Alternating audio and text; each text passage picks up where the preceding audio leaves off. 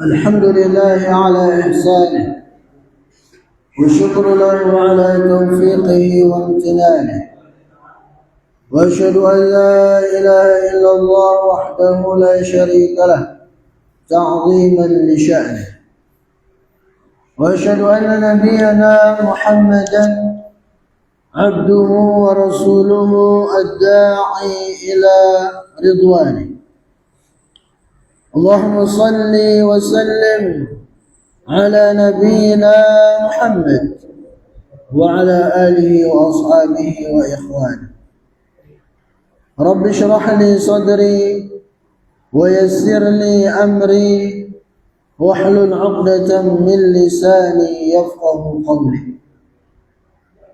Berjamaah yang mudah-mudahan dimuliakan dan dirahmati oleh Allah Azza wa Jalla. Puji dan syukur senantiasa kita panjatkan kepada Allah Subhanahu wa taala atas segala limpahan nikmat dan karunia yang telah Allah Subhanahu wa taala berikan kepada kita semua. Terkhusus nikmat iman dan Islam, begitu pula nikmat kesempatan, nikmat umur, nikmat kesehatan yang alhamdulillah sampai detik ini Allah Subhanahu wa taala masih berikan kepada kita semua. Maka sudah semestinya bagi kita untuk menggunakan sebaik mungkin ya nikmat umur yang Allah Subhanahu wa taala berikan kepada kita ini dengan cara kita gunakan dalam ketaatan kepada Allah Subhanahu wa taala. Karena pada dasarnya nikmat umur, nikmat kesempatan, nikmat sehat ini kita akan ditanya tentangnya nanti di hari kiamat. Ya, Rasulullah sallallahu alaihi wasallam bersabda yang artinya tidak akan bergeser kedua kaki seorang hamba nanti di hari kiamat sampai dia ditanya tentang 4 hal. Salah satunya kata Nabi sallallahu alaihi wasallam, wa an umri fima afnah. Dia akan ditanya tentang umurnya, untuk apa dia pakai, untuk apa dia habiskan. Ya, jadi jangan kira waktu yang lewat, umur yang telah terlewat dari kita selesai begitu saja, enggak. Akan ada pertanggungjawabannya nanti di hari kiamat. Maka kalau kita gunakan sebaik mungkin, ya maka di sanalah kita akan mendapatkan kebaikan-kebaikan yang banyak, sekaligus proses hisab kita akan mudah nanti di hari kiamat. Tapi kalau ternyata umur ini kita sia-siakan, justru kita gunakan untuk bermaksiat, maka selain kita akan menjadi orang yang merugi, juga akan mempersulit proses hisab kita nanti di hari kiamat. Maka persiapanlah diri kita untuk menghadapi pertanyaan-pertanyaan tentang umur kita ini ya sebaik mungkin, dengan cara kita memperbanyak bekal menuju negeri akhirat sebagaimana yang Allah Subhanahu wa taala sebutkan dalam Al-Qur'an, wa tazawwadu fa inna khairaz zadi taqwa, yang artinya dan berbekallah kalian, dan sungguh sebaik-baik bekal adalah ketakwaan kepada Allah Subhanahu wa taala. Nah, para jemaah yang dimuliakan, pada kesempatan ini kita akan melanjutkan pembahasan kita dari kitab Ushulul Iman fi Dhaw'il Kitab was Sunnah, yakni pembahasan tentang pokok-pokok keimanan yang berlandaskan Al-Quran dan hadis-hadis Nabi sallallahu alaihi wasallam. Pada pekan yang lalu terakhir kita sudah membahas ya muqaddimah dari bab yang kedua dari kitab ini, atau bab yang ketiga dari kitab ini, itu tentang al-imanu bil kutubi, ya beriman kepada kitab-kitab, di mana sudah kita bahas beberapa hal yang berkaitan dengan definisi wahyu, ya, baik secara bahasa ataupun secara istilah. Begitu pula sudah kita sampaikan, ya, bagaimana cara-cara Rasulullah sallallahu alaihi wasallam mendapatkan wahyu dari Allah Subhanahu wa taala. Ya, jadi yang pertama adalah dengan cara Allah Subhanahu wa taala langsung mencampakkan, langsung menyampaikan wahyu itu kepada dada Nabi kita Nabi Muhammad sallallahu alaihi wasallam, ya, melalui perantara malaikat Jibril alaihissalam. Kemudian juga yang kedua adalah dengan cara Allah Subhanahu wa taala langsung berbicara dengan para nabinya tatkala menyampaikan wahyu, seperti berbicaranya Allah Subhanahu wa taala dengan Nabi Musa alaihissalam. Begitu pula dengan nabi kita Nabi Muhammad sallallahu alaihi wasallam ketika beliau Isra dan Mi'raj. Di sana Rasulullah sallallahu alaihi wasallam langsung berbicara dengan Allah Azza wa Jalla, tapi itu terjadi min wara'i hijab, dari belakang tabir. Ya, baik itu Nabi Musa alaihissalam yang pernah berbicara dengan Allah, begitu pula Nabi kita sallallahu alaihi wasallam yang berbicara dengan Allah Azza wa Jalla itu tidak pernah melihat Allah Azza wa Jalla. Yang mustahil Allah Azza wa Jalla bisa dilihat di dunia ini, tapi di akhirat maka melihat Allah Subhanahu wa taala itu adalah kenikmatan terbesar yang akan dirasakan oleh penghuni surga. Kemudian juga cara yang ketiga dari wahyu disampaikan kepada Nabi kita sallallahu alaihi wasallam adalah melalui perantara malaikat Jibril alaihi salam. Ya, dan ini yang terbanyak, ya, sebagaimana yang Allah Subhanahu wa taala sebutkan, au yursila rasula fayuhiya biidnihi ma yasha, atau Allah Subhanahu wa taala mengutus utusan kepada para nabi untuk menyampaikan wahyunya. Ya, ini maksudnya adalah malaikat Jibril alaihissalam, yang memang malaikat Jibril ini spesial, tugasnya adalah untuk menjadi perantara, ya, dalam penyampaian wahyu dari Allah Subhanahu wa taala kepada para nabi dan rasul. Nah, para jamaah yang mudah-mudahan dimuliakan dan dirahmati oleh Allah Subhanahu wa taala, sekarang kita masuk pada pembahasan yang pertama dari al-iman bil kutub ini. Ya, kaitan dengan beriman kepada kitab-kitab ini. Pertama adalah hukmul imani bil kutubi wa adillatuh. Itu apa hukum beriman dengan kitab-kitab dan dalil-dalilnya. Ta'riful kutub, apa definisi dari kutub? Ya, kutub itu jamak dari kitab. Ya, kitabun, kitabani, kutubun. Kalau satu kitab, kalau dua kitabani dalam bahasa Arab. Kalau banyak kutub. Ya. Nah, secara bahasa kutub atau kitab itu berarti sahifah maktuban fiha. Itu lembaran-lembaran yang berisi tulisan-tulisan. Ya. Itu makna kitab secara bahasa. Sedangkan secara istilah, kitab atau kutub itu berarti adalah al-kutub was-suhuf allati hawat kalam Allah. Tatkala kita mengatakan kita wajib beriman dengan kitab-kitab. Maksudnya apa? Kitab-kitab yang dimaksud di sini. Maksudnya adalah al-kutub was-suhuf allati hawat kalam Allah. Itu kitab-kitab dan lembaran-lembaran yang di sana mengandung atau tertulis firman-firman Allah Subhanahu wa ta'ala. Jadi ada kitab-kitab, ada lembaran-lembaran. Ya, kalau kitab-kitab itu ada 4 yang Allah Subhanahu wa ta'ala turunkan kepada nabi-nabinya, kepada rasul-rasulnya. Nanti kita akan bahas secara terperinci. Begitu pula ada juga tidak berbentuk kitab gitu, tapi berbentuk lembaran-lembaran, suhuf. Ya, berbentuk suhuf begitu. Itu yang Allah Subhanahu wa ta'ala berikan kepada Nabi Ibrahim dan Nabi Musa.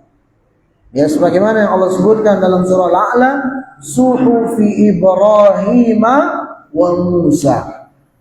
Ya, suhuf-suhuf, lembaran-lembaran yang Allah Subhanahu wa ta'ala berikan kepada Nabi Ibrahim dan kepada Nabi Musa alaihissalam.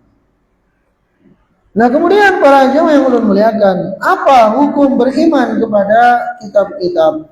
Al-imanu bi kutubillah allati unzila ala rusuli kulluha ruknun 'azimun min arkanil iman.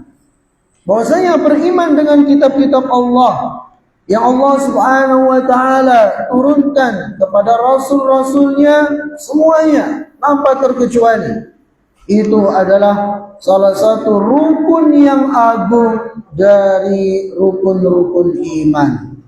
Wa aslun kabirun min usuliddin. Bahkan itu juga termasuk dari salah satu pokok yang besar dari pokok-pokok agama ini. La yatahaqqaqul imanu illa bihi. Di mana seseorang tidak dikatakan beriman, ya, seseorang tidak dikatakan beriman kecuali kalau dia betul-betul beriman dengan kitab-kitab yang Allah Subhanahu wa ta'ala turunkan kepada rasul-rasulnya ini. Dan ini dalilnya sangat banyak, baik dalam Al-Quran ataupun dalam hadis-hadis Nabi sallallahu alaihi wasallam. Di antaranya adalah firman Allah Azza wa Jalla dalam surah An-Nisa ayat 136. Allah berfirman, "Ya ayyuhalladzina amanu," wahai orang-orang yang beriman, "aminu billahi wa rusulihi wal kitabil ladzi nazzala ala rusulihi." Berimanlah kalian kepada Allah, kepada Rasulnya, kepada kitab-kitabnya yang telah Allah Subhanahu wa ta'ala turunkan kepada Rasulnya, itu kepada Nabi kita sallallahu alaihi wasallam secara khusus, wal kitabil ladzi anzala bil qabl atau min qabl. Begitu pula berimanlah dengan kitab-kitab yang diturunkan sebelum Al-Qur'anul Karim. Wa man yakfur billahi wa malaikatihi wa kutubihi wa rusulihi wal yaumil akhir faqad dhalla dhalalan ba'ida. Dan barang siapa yang kufur kepada Allah, yang kufur ingkar kepada malaikat, kepada kitab kita, kepada rasul dan kepada hari akhir, maka dia telah tersesat dengan kesesatan yang sangat jauh.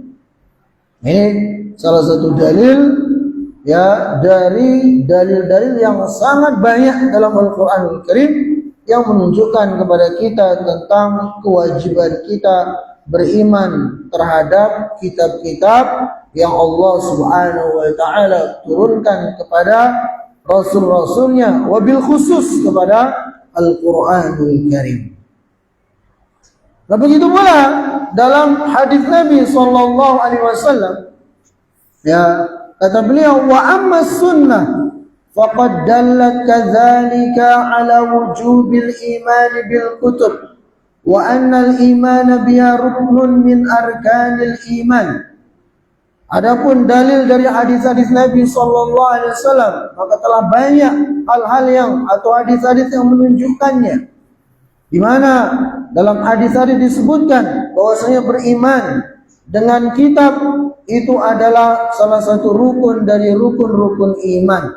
Nah, di antara dalilnya adalah hadis Jibril, Ya, itu tatkala malaikat Jibril datang kepada Nabi sallallahu alaihi wasallam.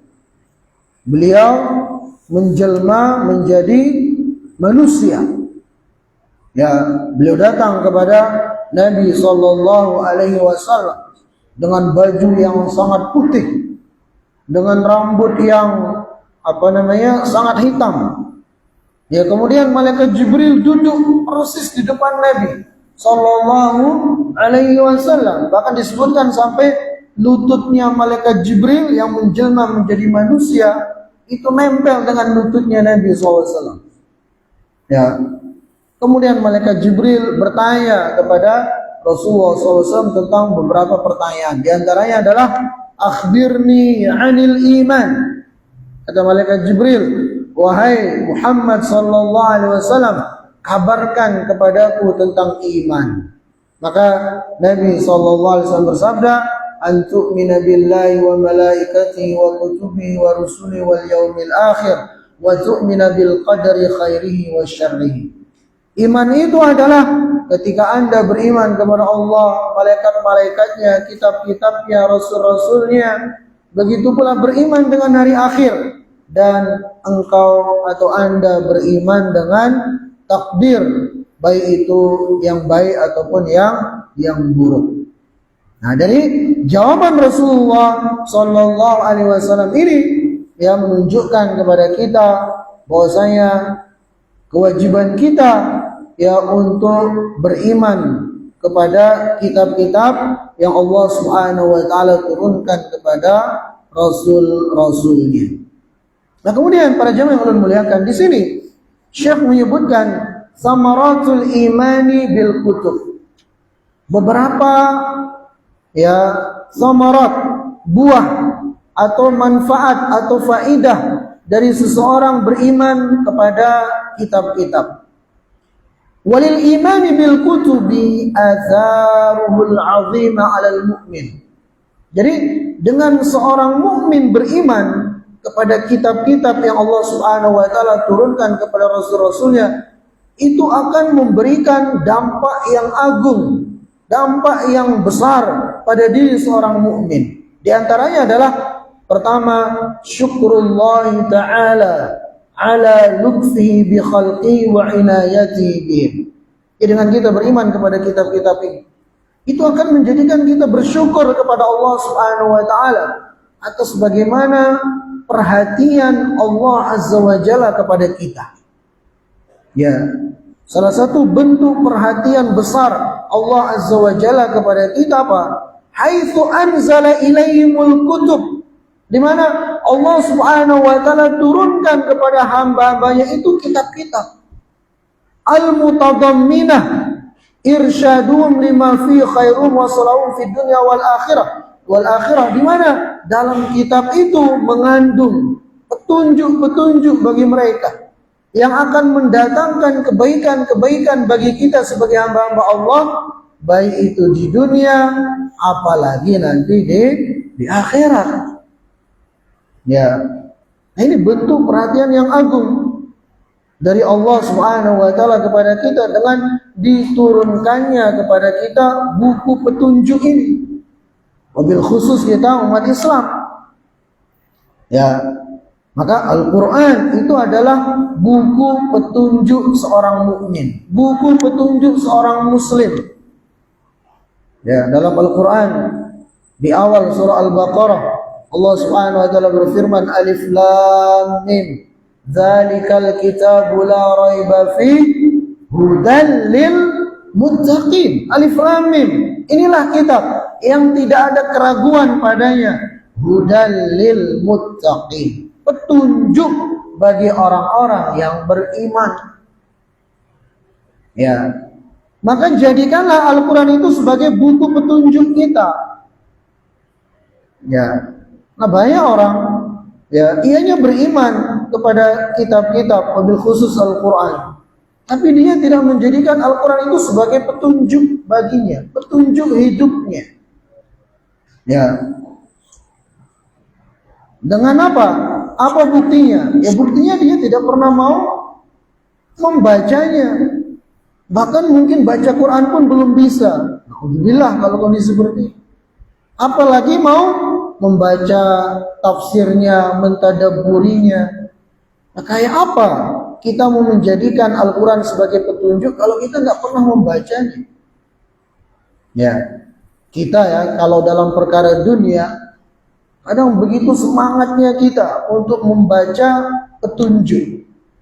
Ya, bisa kita beli barang elektronik yang kita belum paham betul tata cara penggunaannya, aplikasinya nggak tahu. Ya, maksudnya kan biasa ada buku petunjuknya. Itu kita kan berusaha membacanya per lembar. Oh gini caranya, ya cara menghidupkannya. Oh gini cara ininya itunya. Kita akan baca. Bahkan kalaupun kita nggak tahu terjemahannya, misalnya kita akan pakai kata Google Translate atau mungkin nanya orang. Sebegitunya kita kalau dalam perkara dunia. Ya. Nah, sedangkan dalam perkara akhirat kita itu Al-Quran, kita tahu itu petunjuk kita umat Islam. Kita tahu itu buku petunjuk kita sebagai seorang Muslim. Tapi kenyataannya kita tidak menjadikan Al-Quran itu sebagai petunjuk. Buktinya jarang-jarang kita mau membaca. Ya, bahkan yang terjadi kadang seolah-olah Al-Quran itu hanya untuk orang mati. Padahal sejatinya Al-Quran untuk kita yang masih hidup. Ya, maka disebutkan dalam surah Yasin, liyunzira man kana hayyan wa yahiqqal qawlu 'alal kafirin. Dari antara tujuan Allah mengutus para rasul, yang para rasul itu membawa Al-Quranul Karim sebagai petunjuk bagi manusia yang hayyan, yang masih hidup. Ya, harusnya demikian. Ya, tapi kenyataannya kita justru jarang-jarang mau membaca Al-Quranul Karim. Kalau Khalid bin Walid, ya Khalid bin Walid dulu, beliau mengatakan apa? Beliau pernah sambil memegang Al-Quran, ya beliau sambil menangis mengatakan, syaghalani angkal jihad. Pakai dal ya. Syaghalani angkal jihad, kata Khalid. Sesungguhnya jihad fisabilillah, berperang. Khalid kan kita tahu, beliau itu panglima yang tidak pernah kalah kalau berperang. Ya, sampai melawan orang Romawi. Kalau nggak salah 20.000 lawan 200.000. Ya, nggak kalah Khalid bin Walid lawan orang Romawi. Nah, beliau sambil menangis memegang Al-Quran, beliau mengatakan, syaghalani ankal jihad. Wahai Al-Quran, sungguh jihad fisabilillah telah menyibukkan aku darimu. Ya, jihad telah menyibukkan aku darimu. Itu kata Khalid bin Walid. Padahal kan nggak salah. Bukan berarti beliau nggak pernah baca Al-Quran, tapi nggak sesering sahabat-sahabat yang lainnya begitu. Ya, sehingga beliau menangis dengan kondisi seperti itu. Nah, kalau kita, ya itu dalnya diganti dengan zai. Apa artinya? Kalau jihad artinya jihad fisabilillah. Kalau jihaz pakai zai, jihaz itu artinya ya alat-alat ini. Alat-alat kayak HP, tablet, komputer, laptop, itu bahasa Arab namanya jihaz. Ya, kita katakan syaghalani ankal jihaz. Ya, sungguhnya alat-alat jihaz ini telah menyibukkan kami dari mulai Al-Quran. Maka ya mari kita berusaha menjadikan Al-Quran sebagai buku petunjuk kita, karena sejatinya Al-Quran itu penuh dengan petunjuk, ya penuh dengan hidayah yang akan mengantarkan kita pada kebaikan-kebaikan di dunia, apalagi nanti di akhirat. Dan ini bentuk perhatian Allah Subhanahu wa taala kepada kita sebagai hamba-hambanya. Kemudian yang kedua, dari hikmah beriman kepada kitab-kitab adalah zuhuru hikmatillahi ta'ala haitsu syara'a fi hadhil kutub likulli ummatin ma yunasibuha. Jadi dari kitab-kitab yang Allah Subhanahu wa taala turunkan kepada hamba-hambanya, itu menunjukkan betapa bijaksananya Allah Subhanahu wa taala kepada para hamba-Nya. Di mana Allah Subhanahu wa taala menurunkan kitab-kitab itu sesuai dengan kondisi umat yang kepadanya diturunkan kitab tersebut. Wa kana khatamul kutub al-Qur'anul azim munasiban li jami'il khalqi fi kulli asrin wa misrin ila qiyamis sa'ah. Nah, sedangkan Al-Qur'anul Karim, kitab kita umat Islam ini, adalah penutup kitab-kitab sebelumnya yang selaras, yang layak, ya, yang bisa digunakan di zaman kapanpun, di negeri manapun. Ya, ini spesialnya Al-Qur'anul Karim. Kalau kitab-kitab sebelumnya itu layak digunakan ya pada zaman itu. Adapun Al-Qur'anul Karim, maka Al-Qur'anul Karim itu selaras untuk dipraktikkan, diamalkan sampai hari kiamat nanti. Ya, ini diantara bentuk kekhususan Al-Qur'anul Karim yang Allah Subhanahu wa taala berikan kepada kita umat Islam. Makanya kalau ada orang yang berani mengatakan, oh, Al-Quran ini ya tidak sesuai dengan zaman, harus direvisi ulang, ya, itu kata-kata kufur, itu bisa menjerumuskan pada kekafiran. Dan ada orang-orang seperti itu, ya, dan dia mengaku Muslim, tapi dia katakan seperti itu, khususnya orang-orang Islam liberal itu. Ya, dia mengatakan begitu, Al-Quran sudah nggak sesuai dengan zaman, ya harus direvisi ulang. Ya, nas'alullah salamah wal afiyah. Kemudian juga apa hikmah yang lainnya dari beriman kepada kitab-kitab ini adalah itsbatu sifatil kalami lillah. Yaitu dengan beriman kepada kitab-kitab, di sana kita sekaligus telah menetapkan sifat kalam bagi Allah Subhanahu wa ta'ala. Jadi bahwasanya Allah Subhanahu wa ta'ala itu berbicara. Ya, Allah berbicara kepada para malaikat atau malaikat Jibril secara khusus. Kemudian malaikat Jibril menyampaikan apa yang Allah firmankan kepada para rasul, begitu kan? Ya, ini menunjukkan kepada kita di antara sifat Allah adalah al-kalam. Allah berbicara. Wa anna kalamahu la yushbihu kalamal makhluqin. Tapi ingat, wajib kita yakini bahwasanya kalamnya Allah tidak sama dengan kalamnya manusia. Betul, kita mengimani Allah memiliki sifat kalam, berbicara, tapi jangan disamakan dengan bicaranya manusia. Jangan.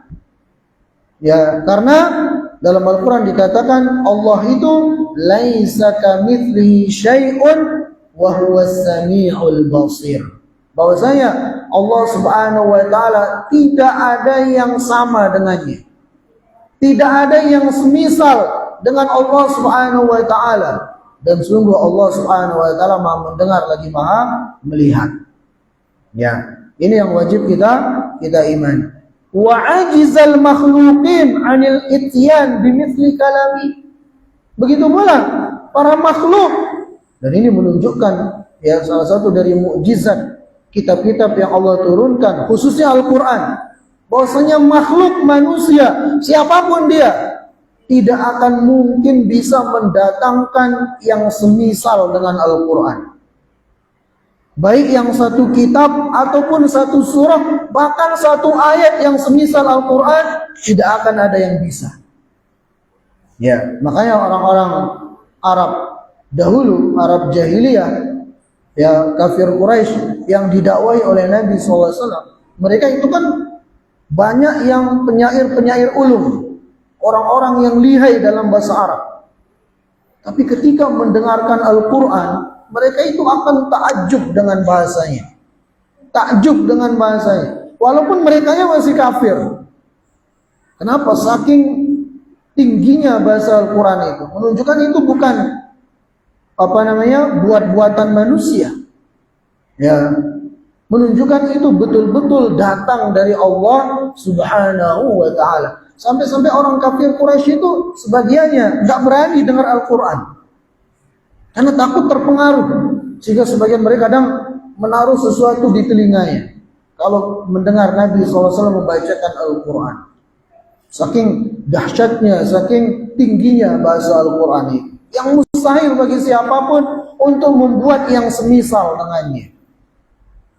Ya, ini sekali lagi menunjukkan kepada kita bahwa Al-Quran itu betul-betul datang dari Allah Azza wa Jalla, bukan buat-buatan manusia, bukan buat-buatan Nabi kita Nabi Muhammad sallallahu alaihi wasallam. Ya, bukti lain yang menunjukkan Al-Quran itu betul-betul dari Allah Azza wa Jalla. Dalam Al-Quran berisi tentang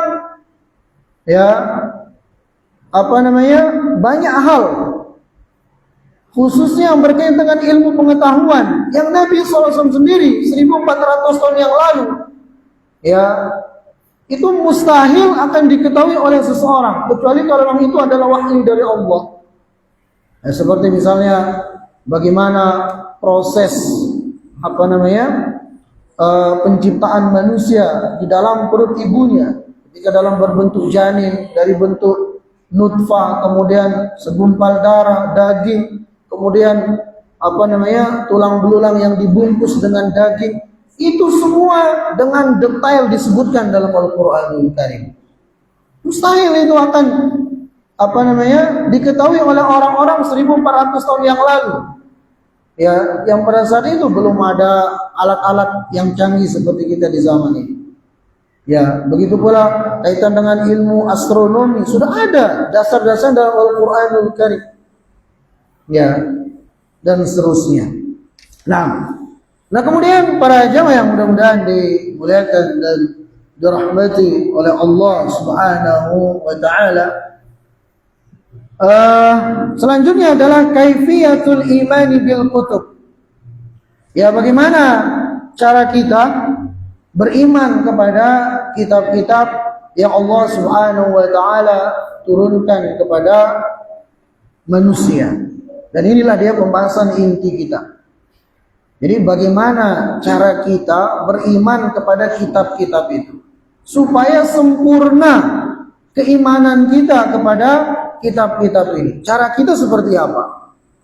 Al-awwal at-tasdiqul jazimu bi annaha kullaha munazzalatun minallahi azza wa jalla wa annaha kalamullahi ta'ala la kalama ghairihi.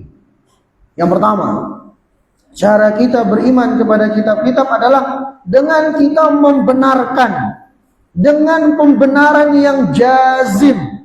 Jazim itu artinya yang pasti, yang tidak tercampuri dengan keraguan-raguan sedikit pun. Apa yang kita benarkan? Bahwasanya Al-Quran seluruhnya, ya, atau kitab-kitab yang Allah Subhanahu wa taala turunkan kepada nabi-nabinya itu annaha kalamullah, bahwasanya itu semua adalah kalam Allah, la kalama ghairihi, bukan ucapan ya makhluk selain Allah Subhanahu wa taala. Ya, ini yang wajib kita imani, bahwasanya Al-Quran khususnya, begitu pula kitab-kitab sebelumnya adalah kalamullah, ya, firman Allah Subhanahu wa ta'ala, wa laysa bimakhluk, dan Al-Quran itu bukanlah makhluk. Betul kalau tintanya itu makhluk, lembaran Al-Quran itu makhluk, ya, tapi yang ditulis itu bukan makhluk. Itu adalah kalamullah, firman Allah Subhanahu wa ta'ala. Ya, makanya ada pertanyaan, boleh nggak kita bersumpah dengan Al-Quran? Kan kita sebagai hamba-hamba Allah diharamkan untuk bersumpah dengan makhluk. Kita tidak boleh bersumpah dengan matahari, dengan bulan, dengan langit, dengan bumi, nggak boleh. Nggak boleh seorang muslim mengatakan demi langit, demi bumi, demi matahari haram. Bahkan itu kata Nabi SAW adalah salah satu bentuk kesyirikan. Man halafa bi ghairillahi faqad asyrak. Nah, bagaimana kalau bersumpah dengan Al-Quran? Maka para ulama mengatakan, kalau bersumpah dengan Al-Quran itu boleh. Kenapa? Karena Al-Quran itu bukan makhluk. Karena Al-Quran itu adalah kalamullah, firman Allah Subhanahu wa taala, bagian dari Allah Azza wa Jalla. Sehingga kita boleh bersumpah dengannya. Sebagaimana kita boleh, sebagaimana kita diperintahkan untuk bersumpah dengan nama Allah, dengan sifat-sifatnya, begitu pula boleh bagi kita untuk bersumpah dengan Al-Quranul Karim. Wa anna Allah Ta'ala takallama biha haqiqatan kama sya'a wa 'ala al-wajhi alladhi arada subhanahu. Dan kita juga wajib membenarkan bahwasanya Allah Subhanahu wa taala betul-betul telah berbicara, telah menyampaikan Al-Quran itu dengan kalam yang hakiki. Bukan dengan kalam nafsi, dengan kalam yang hakiki. Tentunya itu semua sesuai dengan kebesaran, dengan keagungan Allah Subhanahu wa taala, yang dimana kalam Allah Subhanahu wa taala itu sama sekali tidak sama dengan kalam makhluk. Dan ini sebagaimana yang Allah Subhanahu wa taala sebutkan dalam Al-Quran. Atau jadi ulang-ulangi ulang-ulangi cara kita pertama untuk beriman dengan kitab-kitab Allah itu dengan kita meyakini seyakin-yakinnya bahwasanya Al-Quran dan kitab-kitab sebelumnya itu betul-betul turun dari Allah Subhanahu wa taala. Ini yang pertama. Kita yakini kitab-kitab itu betul-betul diturunkan oleh Allah Azza wa Jalla, dan kitab-kitab itu adalah kalamullah. Tidak seperti yang dituduhkan oleh sebagian orang-orang kafir Quraisy kepada Nabi kita, Nabi Muhammad sallallahu alaihi wasallam. Yang dimana mereka menuduh Nabi kita SAW sendiri yang menulis Al-Quran itu. Dituduh Nabi kita SAW mengambil isi Al-Quran itu dari orang-orang Romawi, dari orang-orang Persia dan seterusnya. Tentu itu adalah tuduhan yang dusta. Kita umat Islam wajib meyakini seyakin-yakinnya Al-Quran itu betul-betul turun dari Allah Azza wa Jalla, dan itu adalah kalamullah. Nah, makanya definisi Al-Quran itu apa? Al-Quran huwa kalamullah, laisa bimakhluqin, anzalahu Allah ala rasulih biwasitati Jibril alaihi salam, al-matlu bitilawatihi. Bahwasanya Al-Quran itu adalah firman Allah Subhanahu wa taala dan bukan makhluk yang diturunkan oleh Allah Subhanahu wa taala kepada Nabi kita Nabi Muhammad sallallahu alaihi wasallam, di mana membaca setiap hurufnya itu akan mendatangkan pahala bagi orang yang membacanya, yang disampaikan kepada kita secara mutawatir. Di riwayatnya itu banyak orang sehingga mustahil mereka untuk terjadi kedustaan di sana. Nah, dalil yang menunjukkan bahwasanya Al-Quran itu betul-betul turun dari Allah Subhanahu wa taala adalah firman-Nya dalam Al-Quran. Allahu la ilaha illa huwal hayyul qayyum nazzala 'alaikal kitaba bil haqq. Yang artinya Allah Subhanahu wa taala yang tidak ada Tuhan yang berhak disembah kecuali Dia, dan Dialah yang Maha hidup dan Maha berdiri sendiri yang mengurus makhluk-makhluknya. Nazzala 'alaikal kitaba bil haqq. Dialah Allah Subhanahu wa taala yang menurunkan Al-Quran, menurunkan kitab kepadamu bil haqq, dengan kebenaran. Nah, ini tegas menunjukkan kepada kita Al-Quran itu betul-betul turun dari Allah Azza wa Jalla. Kemudian dalam ayat yang lainnya Allah Subhanahu wa taala berfirman, "Qul nazzalahu ruhul qudus min rabbik." Katakanlah, sesungguhnya Dialah Allah Subhanahu wa taala yang menurunkan Al-Quran yang melalui perantara Ruhul Kudus, itu malaikat Jibril alaihissalam dari Tuhan, ini Allah Subhanahu wa taala. Ya begitu pula dalil yang menunjukkan bahwasanya Al-Qur'an adalah kalamullah, itu firman Allah Subhanahu wa taala dalam surah At-Taubah ayat 6. Wa in ahadum minal musyrikin astajaraka fa'ajirhu hatta yasma'a kalam Allah.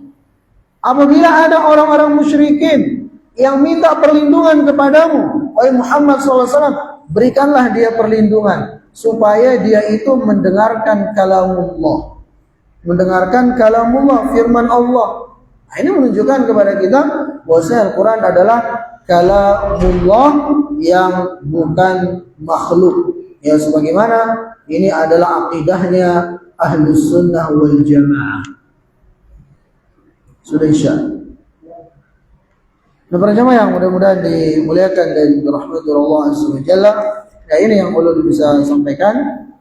Ya, mudah-mudahan apa yang kita dengarkan tadi ya sedikit ada manfaatnya, khususnya yang berkaitan dengan iman kepada kitab-kitab ini. Naktafi bihadzal qadar.